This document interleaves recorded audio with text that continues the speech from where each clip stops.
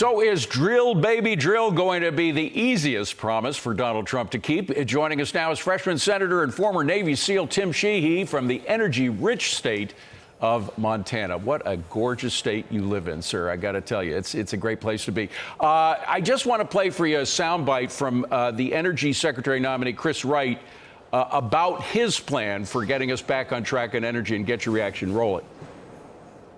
I see three immediate tasks where I'll focus my attention if I get the privilege of being confirmed. The first is to unleash American energy at home and abroad to restore our energy dominance. The security of our nation begins with energy. We must expand energy production, including commercial nuclear and liquefied natural gas, and cut the cost of energy for Americans. So, Senator, is there a single Republican, either in the House or in the Senate, who has any problems with those plans? Well, if there has, I haven't met him, and I think I've known Chris for years. He's a fantastic pick for this position. He's one of the smartest guys I know, and as you heard him say right there, drill, baby, drill is critical, but it's not just about oil and gas. Nuclear is key. All forms of energy are key because energy dominance is absolutely critical for America in the 21st century. Energy security is national security. Chris understands that, and he's going to do a great job. Well, he's really a pioneer in fracking and a whole range of issues involving fossil fuels. But the point is, and I think you just made it in a nutshell, but the point is this world, not just the United States, the whole world needs an enormous amount of energy, much more than we thought 10 years ago, and we're not going to get it from windmills and solar energy, right? Well, and it's not that we need it now, it's that we're going to need exponentially more of it over the next decade. You know, a simple Google search versus simple chat GPT function, I'm told it's about 10x the amount of energy consumption for an AI function. You look at all the data centers and all the AI computing we're going to have to do. Power needs are going to spike in a logarithmic fashion. We're going to need exponentially more energy. We need an all-the-above approach, and you're right. Solar panels and wind turbines are not the answer. And again, it's not just here. The Europeans are desperate for our natural gas. That's why that essentially ban that the Biden administration had on LNG was killing the Europeans. And even the Chinese get it. And this was a point that Scott Bessent, he's the nominee for Treasury Secretary, they tried to get him. I think it was Ron Wyden tried to get him on, how the Chinese are eating our lunch on green energy. Here's his response to that. Listen. China will build 100 new coal plants this year. There is not a clean energy race. There is an energy race. He gets it. I mean, you can't argue with that. That's just a fact, right? Well, you can argue with it when you look at what the Bidens have been doing. I mean, the Biden administration, as we speak, is trying to shut down the largest source of cheap baseload power in Montana, which is the coal strip mine in southeastern Montana. I mean, they are literally trying to strangle our energy dominance. And Scott's absolutely right. There is an energy race. China doesn't care if it's clean or dirty, nor does India. So we need to be in front of that race. It's a national security priority.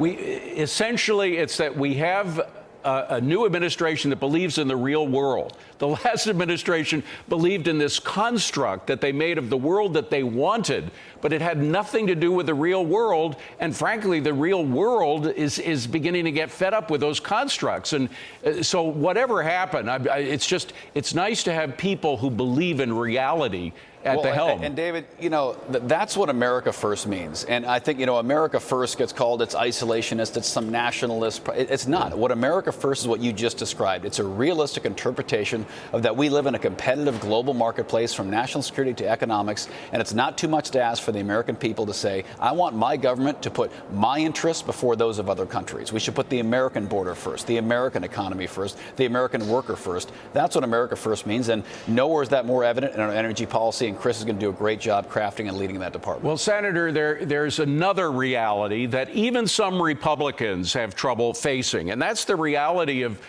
if you cut tax rates, generally speaking, you generate enough economic activity so you actually have more tax revenue as a result of that. It happened during when JFK did it, when Ronald Reagan did it, and when Trump did it in the first term. And some Republicans just saying, no, if you want to extend the tax cuts, you actually have to get revenue from other places because it's going to cost $1 trillion or $2 trillion or even $4 trillion, I've heard. But it didn't. And in fact, not only did we get more revenue from the whole thing, we increased revenue 48% from 2017 to now. That's an extra $1.5 trillion. But just on the corporate side, the corporate rate went down dramatically from 35% down to 21%. And we have increased our revenue, our tax revenue, just from the corporate side by 158%. Why don't some Republicans who are now saying if you want to extend the corporate tax cuts, you have to pay for it? We don't. It paid for itself 3 times over. You're absolutely right, David, and that's because there's not enough people in this building that I'm standing in right now who used to be business people, who used to own and operate businesses, who understand what government overreach does to businesses. And you know, I have a fundamental ethical issue with going to the American people, whether it's rich or poor, businesses, LLCs, or anything, and going and saying, I'm going to take more of your money to make up for the failures of our inability to balance our budget. I just have a fundamental moral issue with that. We are failing at balancing our budget, running the government competently. To go to our people, our hardworking Americans who toil every day to make a paycheck and provide for their families, and tell them that we're going to take more of their money to make up for our incompetence, I refuse to do that, and you're absolutely right. Growing our way out of this fiscal crisis is the best way to do it. Capping spending, eliminating waste, inserting efficiency into our government, and most importantly, accountability, fiscal accountability into our government. So are you with Trump on one big, beautiful bill to have those tax extensions right in the first bill?